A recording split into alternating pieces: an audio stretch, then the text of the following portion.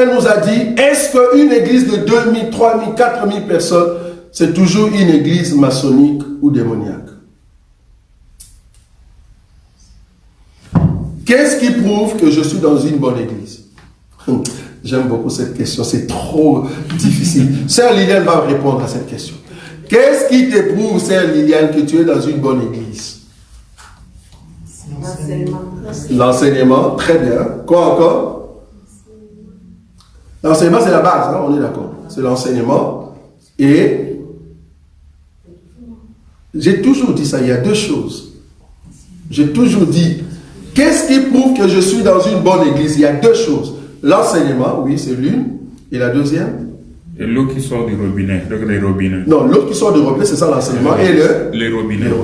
Très important.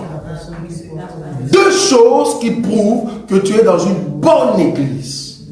C'est l'eau qui sort du robinet, qu'on appelle enseignement, et les robinets. Pourquoi? Parce que l'eau peut être propre, mais si le robinet est sale, il y aura des infections. Ou soit le robinet est propre, mais l'eau qui sort de sa bouche est sale. Du coup, vous serez malade. Il faut que le robinet soit propre, et il faut que l'eau soit propre. C'est pour ça qu'il faut juger les hommes de Dieu. Dans beaucoup d'églises, tu vas voir qu'on ne juge pas l'homme de Dieu. C'est très difficile de voir ça. Toi, un chrétien, juger un homme de Dieu comment?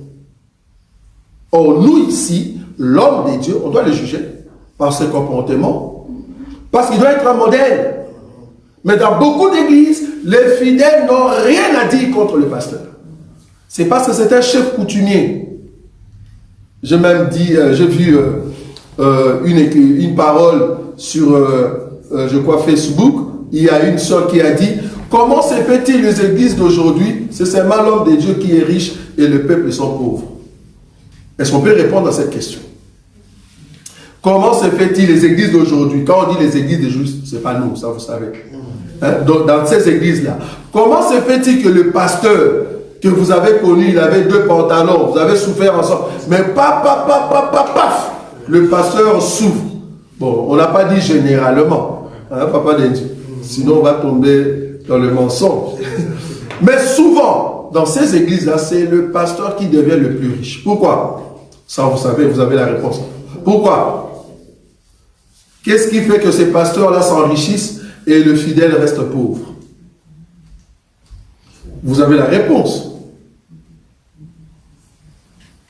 Une église, par exemple, la compassion. Moi, je frappe très fort. Moi, je n'ai pas peur. Une église qu'on appelle la compassion. Ça fait 15 ans, elle n'était pas ce qu'elle est aujourd'hui.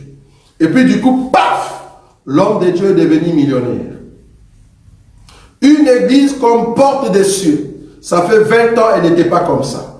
Du coup, paf, l'homme de Dieu est devenu millionnaire. Une église du prophète ici, c'est Moïse. C'est Moïse, il s'appelle Moïse. C'est lui qui appelle tout le monde. Tu es sorti avec les pasteurs tels. Tu es sorti avec la femme telle. Un monsieur, Moïse Casson, qui est venu juste à peine. Il est venu juste à peine dans les choses de Dieu. Même s'il voit des choses qui sont vraies dans la vie des gens, nous disons, ok, amen.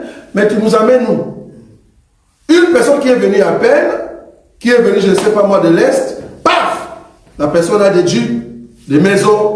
Mais comment? Le peuple a commencé à prier depuis longtemps, sont toujours pauvres. Mais comment eux, ils s'enrichissent? Qu'est-ce qui fait ça?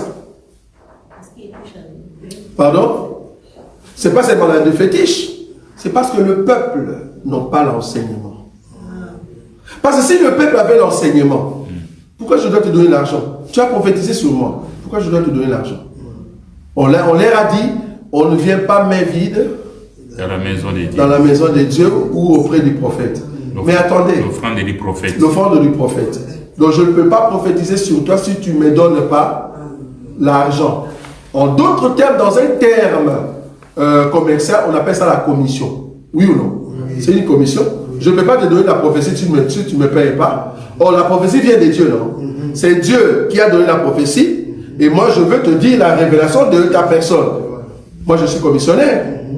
Donc, je prends une commission. Hein, Papa José, tu vois? Je prends une commission de ce que Dieu veut dire pour la personne. Donc, Dieu n'a pas dit la chose à la personne. Dieu passe par moi pour que je puisse dire à la personne, je demande une commission.